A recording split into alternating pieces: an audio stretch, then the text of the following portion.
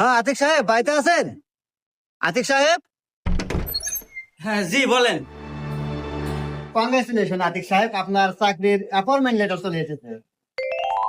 হ্যাঁ, আল্লাহ, এতদিন পরে তুমি আমার স্বপ্নটা পূরণ করছো, ধন্যবাদ আপনাকে। কিন্তু দুঃখজনক বিষয় আতিক সাহেব, আপনাকে চাকরিতে আজকেই জয়েন করতে হবে, নাহলে চাকরি থাকবে না, চাকরি আপনি পাবেন না।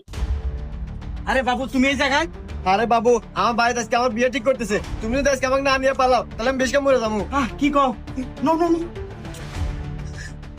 আরে আতিক সাহেব, আজকে আপনাকে চাকরি জয়েন করতে হবে, না হলে কিন্তু চাকরি পাবেন না। রাহেন মি আপনার চাকরি, আমার চাকরির চেয়ে আমার ভালোবাসা আগে। এই যে আপনার চাকরির এই যে গুল্লি।